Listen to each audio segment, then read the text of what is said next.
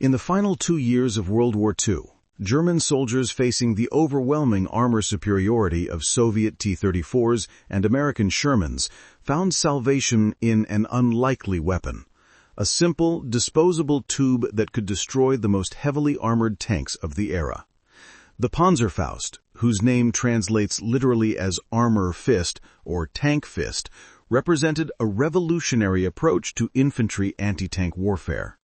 It was cheap, simple to manufacture, required minimal training to use effectively, and could penetrate more armor than weapons costing 10 times as much. In the desperate final battles of the Third Reich, from the ruins of Berlin to the forests of the Ardennes, the Panzerfaust proved that even technologically superior enemies could be challenged with the right combination of design ingenuity and tactical desperation. The Panzerfaust would become one of the most influential weapons designs of the 20th century, spawning countless copies and inspiring the rocket-propelled grenade launchers that remain standard infantry weapons worldwide today. But its origins lie in Germany's increasingly desperate military situation in 1942 and 1943, when the Wehrmacht found itself facing ever-growing numbers of enemy tanks with inadequate means to counter them. To understand the Panzerfaust, we must first understand the problem it was designed to solve. In the early years of World War II, German anti-tank doctrine relied primarily on dedicated anti-tank guns, from the 37mm PaK-36 to the more powerful 75 and 88mm weapons. These guns were effective, but they had significant limitations. They were heavy, requiring vehicles or horses to move them. They required trained crews. They were expensive to manufacture. And as Allied and Soviet tanks became more heavily armored, the smaller anti-tank guns became ineffective. For infantry, anti-tank options were even more limited. Soldiers could use magnetic mines placed directly on enemy tanks, a method requiring suicidal courage.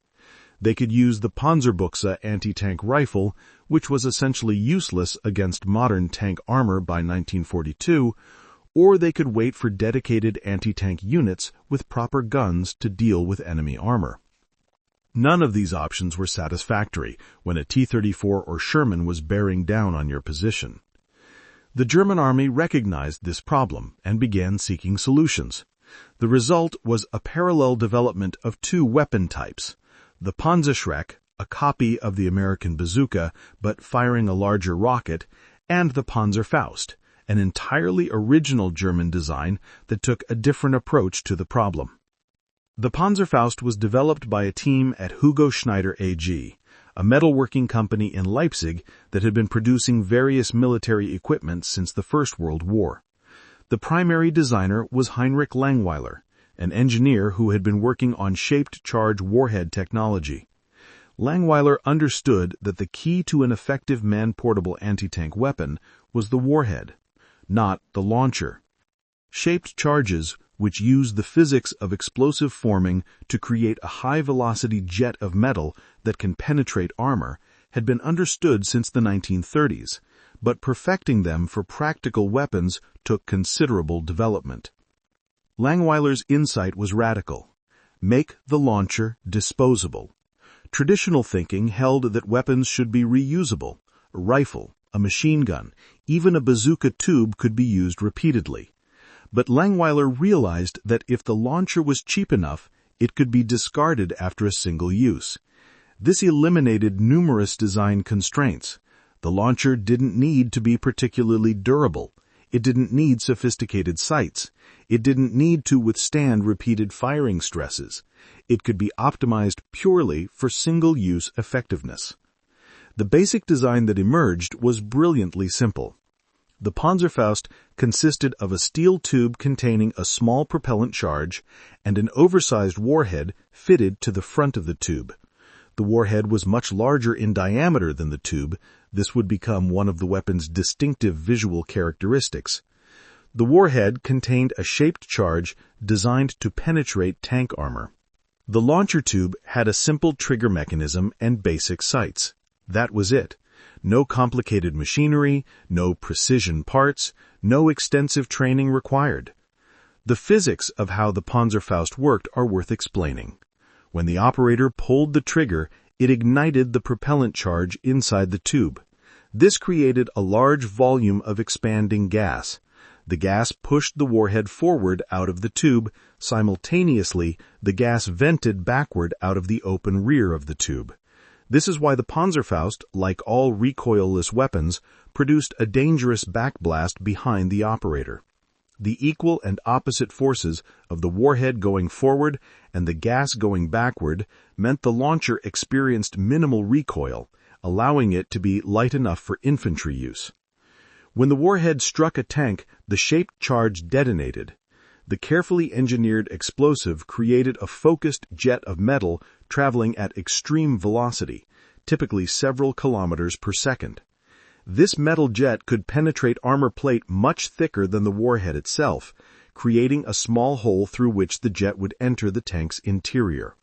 Inside, the jet would cause catastrophic damage, igniting ammunition, fuel, and injuring or killing the crew. Even if the tank wasn't completely destroyed, it was typically rendered inoperable. The first version, designated Panzerfaust 30 Klein, the 30 referred to its nominal range of 30 meters, entered production in 1943. This initial version had significant limitations.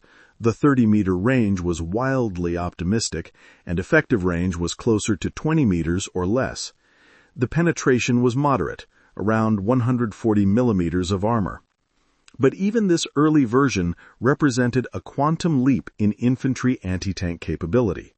A single soldier, with minimal training, could now destroy a tank costing thousands of times more than his weapon. Production quickly ramped up. The Panzerfaust was ideally suited to wartime mass production. It required no precision machining, no complex assembly, and could be manufactured using relatively unskilled labor. German factories, including facilities using forced labor, produced Panzerfausts by the hundreds of thousands. The weapon was so simple that even small workshops could contribute to production. In the chaotic final months of the war, Panzerfaust production became one of the few bright spots in Germany's collapsing war economy. Improved versions quickly followed. The Panzerfaust 60, introduced in late 1943, had better range, about 60 meters, though still optimistic, and improved penetration, around 200 millimeters of armor, enough to defeat any Allied tank from the front at close range. The warhead was larger and more effective. The sights were slightly improved. Production of the Panzerfaust 60 reached massive scales, with millions produced. The Panzerfaust 100, which appeared in 1944, represented the culmination of the design. It had an effective range approaching 100 meters, though accuracy at that distance was poor, penetration of 200 millimeters or more, and improved sights and handling. This version was still being produced when the war ended, with factories churning them out even as Allied armies approached. There was even a Panzerfaust 150 under development, which would have had even greater range and penetration, but it never entered mass production before Germany's surrender. The tactical employment of the Panzerfaust evolved throughout 1943 and 1944. Initial doctrine called for infantry to ambush enemy tanks at close range, typically in urban or forested terrain, where the short range was less of a limitation. Soldiers were trained to aim at the tank's tracks or side armor, where penetration was most assured. The backblast meant the operator needed to ensure no one was behind him and that he wasn't firing from an enclosed space where the backblast could injure him. German training emphasized the psychological aspects of using the Panzerfaust. Allowing an enemy tank to approach within 30 or 60 meters requires iron nerve, especially when that tank is firing its machine gun and main gun. German instructors taught soldiers to remain calm, wait for the optimal moment, and aim carefully. A panicked shot would likely miss, while a well-aimed shot from close range was almost certain to hit and penetrate. The Panzerfaust proved its worth almost immediately in combat. On the Eastern Front, German infantry used Panzerfausts to destroy Soviet tanks in the close quarters fighting that characterized battles in Russian towns and forests. the Soviets quickly learned to fear the weapon.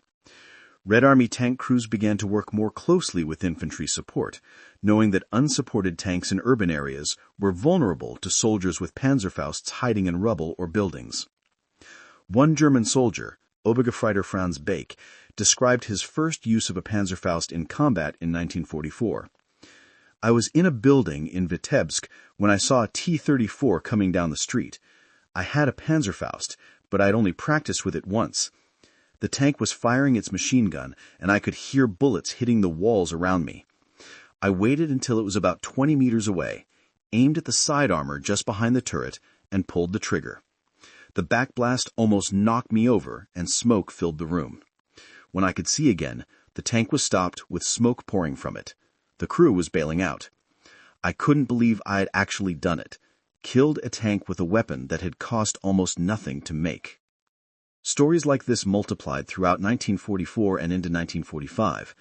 The Panzerfaust gave German infantry a fighting chance against enemy armor, and commanders increasingly relied on it as dedicated anti-tank guns became scarce.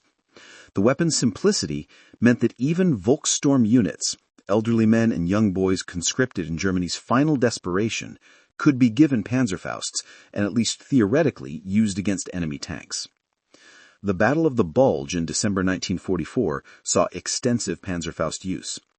German infantry attacking through the Ardennes forests used Panzerfausts against American tanks and tank destroyers.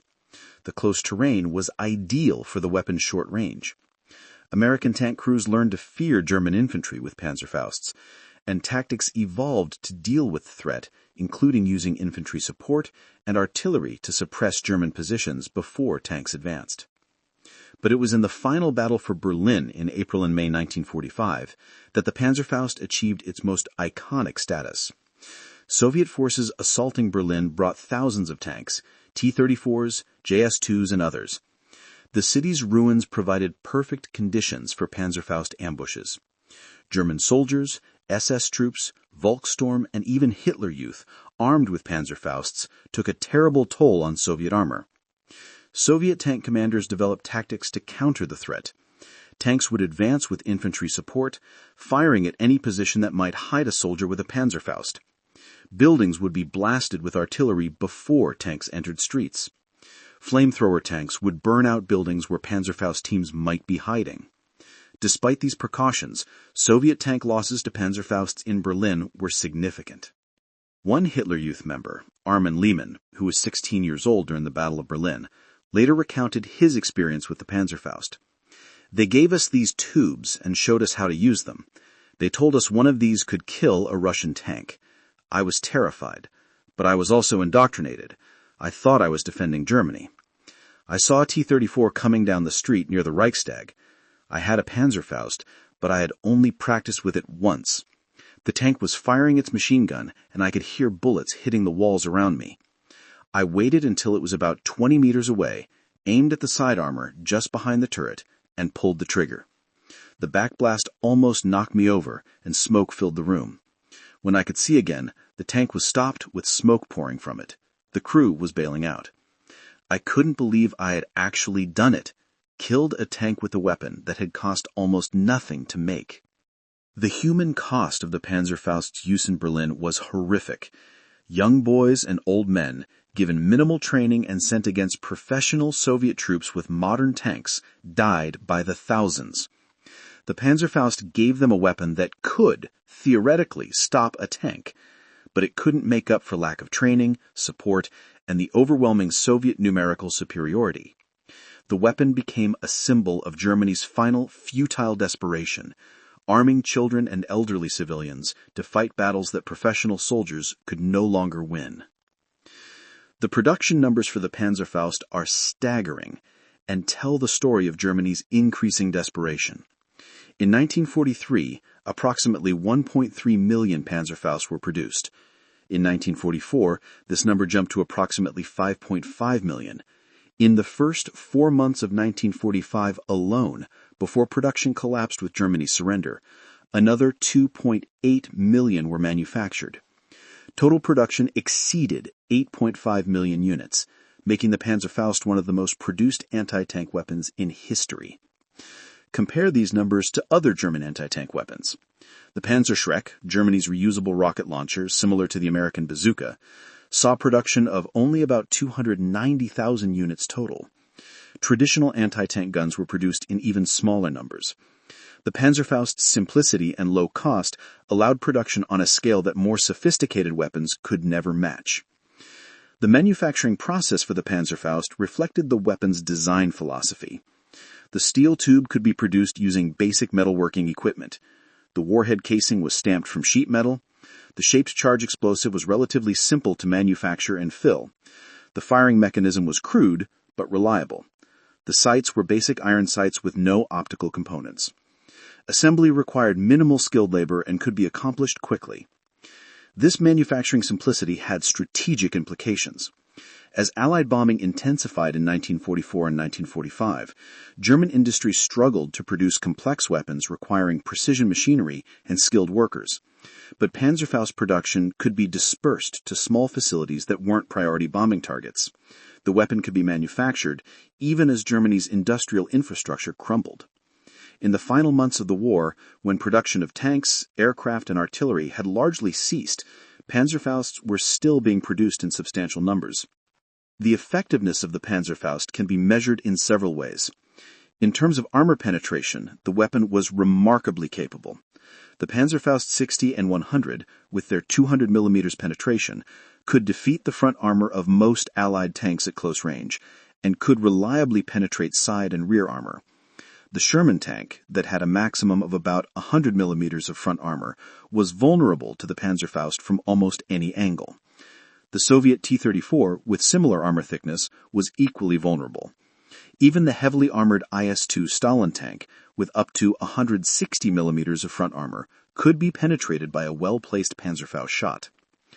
Cost-effectiveness was another measure where the Panzerfaust excelled. A single Panzerfaust cost approximately 30 Reichsmarks to produce, less than the cost of a rifle. A Sherman tank cost the United States approximately $45,000 to build, or about 180,000 Reichsmarks at wartime exchange rates. The ratio was about 6,000 to 1. One Panzerfaust costing 30 marks could destroy a tank costing 180,000 marks. From a purely economic perspective, the Panzerfaust was one of the most cost-effective weapons ever devised. The operational effectiveness was more complex to assess. In ideal conditions, urban terrain, short ranges, well-trained operators, the Panzerfaust was devastating. In open terrain, against tanks with proper infantry support, its limitations became apparent. The short range meant operators had to get dangerously close to enemy tanks. The lack of reusability meant each soldier could engage only a limited number of targets. The poor accuracy at longer ranges meant many shots missed entirely. Allied intelligence services studied the Panzerfaust closely once specimens were captured. American and British weapons experts were impressed by the design's simplicity and effectiveness. Reports noted that the shaped charge warhead was more effective than many Western anti-tank weapons, despite being cruder in construction. The disposable launcher concept was seen as innovative, though some analysts questioned whether the single-use philosophy was wasteful of materials. Soviet forces had particular reason to study the Panzerfaust carefully, as their tanks had suffered significant losses to the weapon.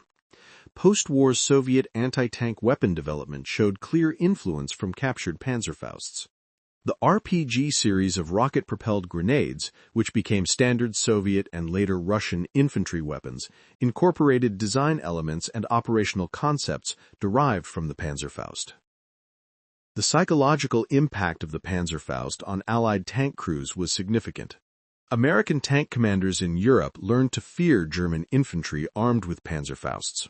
Standard operating procedures evolved to minimize exposure to Panzerfaust ambush. Tanks would avoid advancing without infantry support. Suspected ambush positions would be saturated with fire before tanks entered potential kill zones. Tank crews became hyper-vigilant when operating in urban areas or forests where Panzerfaust teams could hide. Lieutenant James Bates, commander of a Sherman tank in the U.S. 4th Armored Division, described the threat. The Panzerfaust was the thing we feared most in the last months of the war. You could armor against anti-tank guns to some extent, and you could see them coming. But a German soldier hiding in rubble with a Panzerfaust was invisible until he fired. And at close range, he could kill your tank with one shot. We lost more tanks to Panzerfausts in street fighting than to any other weapon. You never felt safe in a city, even when we supposedly controlled it. The tactical evolution of Panzerfaust employment continued throughout the war. German commanders developed doctrine for Panzerfaust teams, typically consisting of 2 or 3 soldiers, one to fire, others to provide security and carry additional weapons. These teams would position themselves in ambush positions along likely tank routes. The ideal tactic was to let the first tank pass, then hit tanks further back in the column, creating confusion and blocking the route.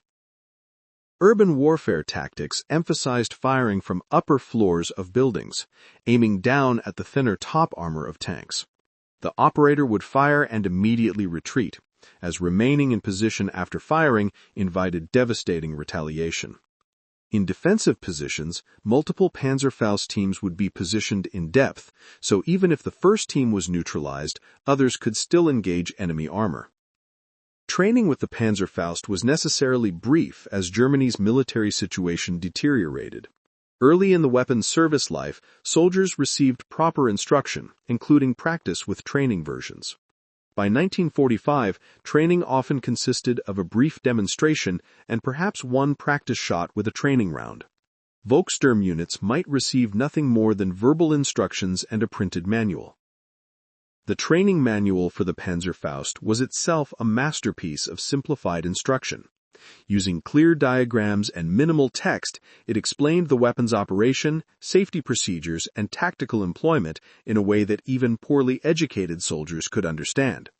The manual emphasized key points.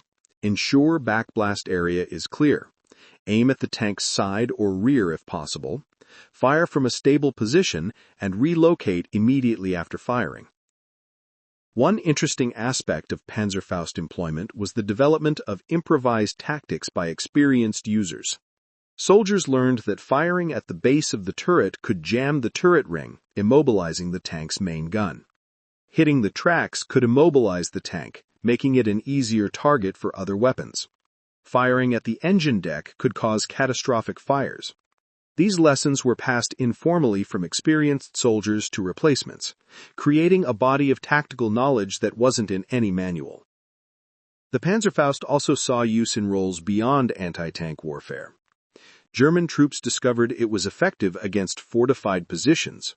Bunkers, strong points, and fortified buildings could be engaged with Panzerfaust warheads at close range. The shaped charge that could penetrate tank armor was equally effective against concrete and masonry. This versatility made the Panzerfaust valuable even in situations where enemy tanks weren't present. Soviet troops reportedly feared German soldiers armed with Panzerfausts even when fighting in areas where tanks weren't present, because the weapon could destroy the fortified positions Soviet infantry relied upon. A German soldier with a Panzerfaust hiding in rubble could destroy a Soviet bunker or strongpoint before defensive forces could react. This psychological impact extended the weapon's effectiveness beyond its designed anti-tank role. The limitations of the Panzerfaust were real and significant. The short range meant operators were exposed to extreme danger. Approaching within 30 to 100 meters of an enemy tank required either exceptional courage or desperate circumstances. The single-use nature meant soldiers carrying multiple Panzerfausts were heavily burdened. The backblast signature revealed the operator's position, inviting immediate retaliation. The poor accuracy at longer ranges meant many shots missed, and the weapon was completely ineffective against aircraft, artillery, or infantry at range. Weather conditions affected Panzerfaust performance.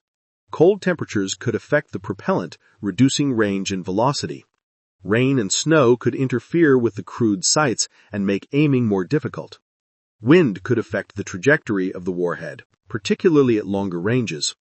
The open-tube design meant the weapon could become fouled with mud, dirt, or debris, potentially causing malfunctions. Despite these limitations, the Panzerfaust represented a revolutionary approach to infantry anti-tank warfare. Before the Panzerfaust, infantry facing tanks had limited options. most of which required exceptional courage and were likely to be suicidal. After the Panzerfaust, every infantryman could theoretically engage and destroy enemy armor. This democratization of anti-tank capability fundamentally changed infantry tactics and doctrine. The influence of the Panzerfaust extended far beyond World War II. Post-war weapons development in numerous countries showed clear influence from the German weapon. The Soviet RPG-2, introduced in 1949, was essentially an improved Panzerfaust with a reusable launcher. The RPG-7, which followed in 1961 and remains in widespread service today, refined the concept further.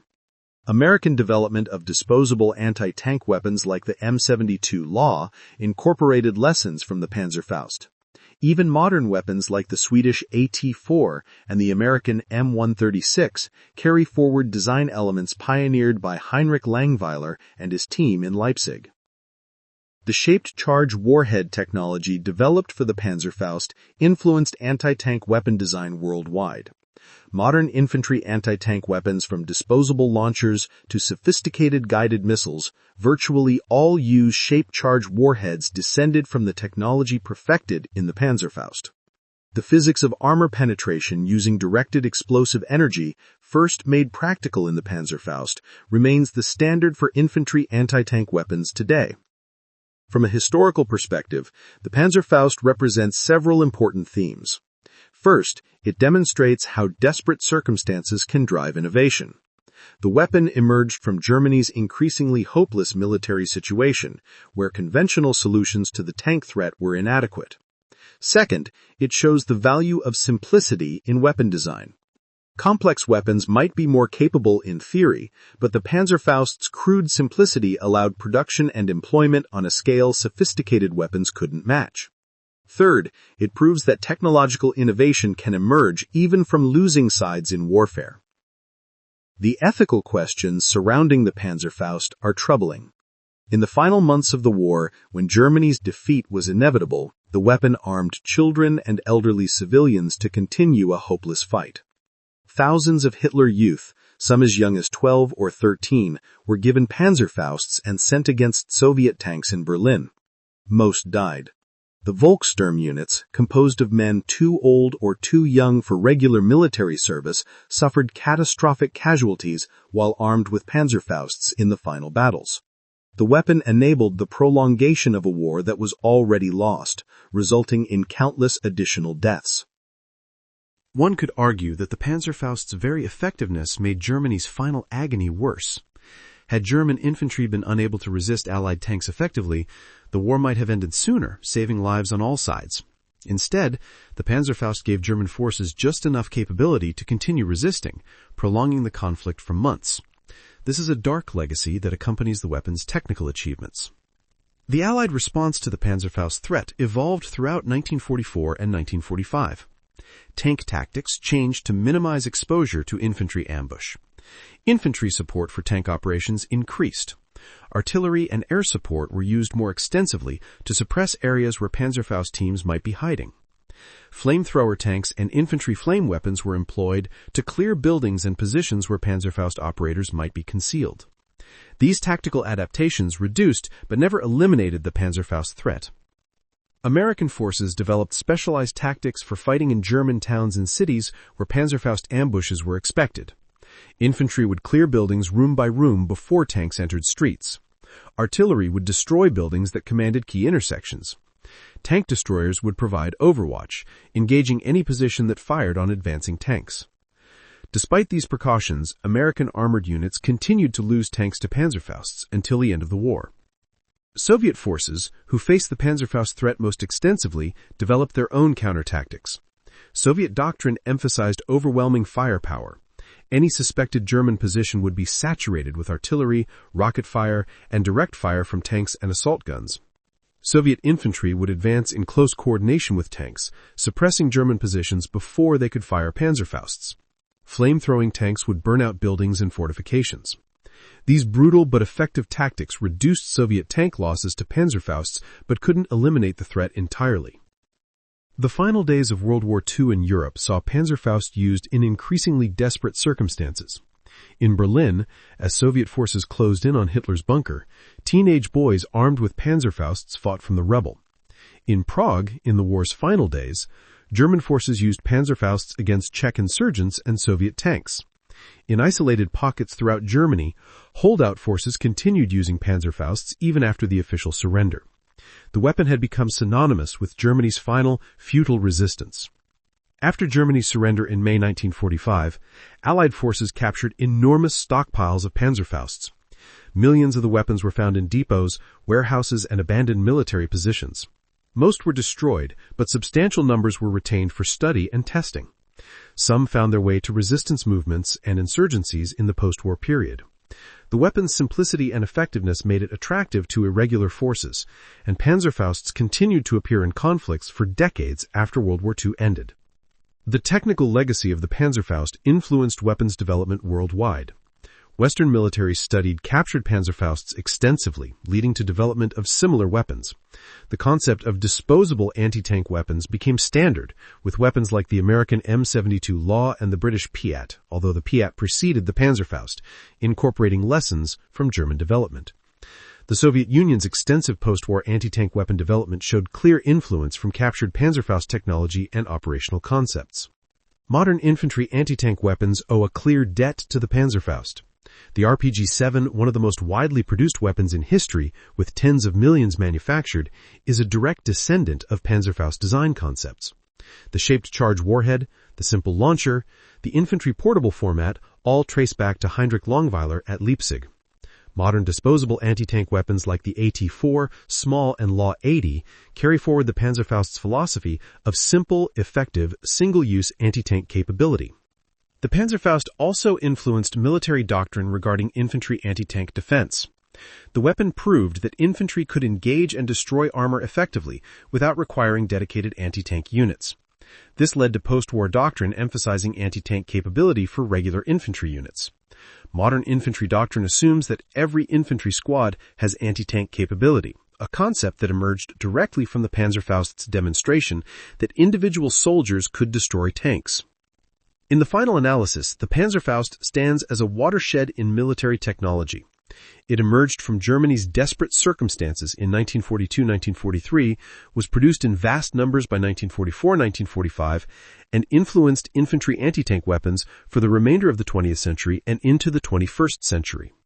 The weapon's combination of simplicity, effectiveness, and low cost created a new paradigm for infantry anti-tank warfare. Heinrich Longweiler and his team at Hugo Schneider AG couldn't have anticipated the full impact of their design. They were solving a specific problem: how to give German infantry effective anti-tank capability with minimal resources.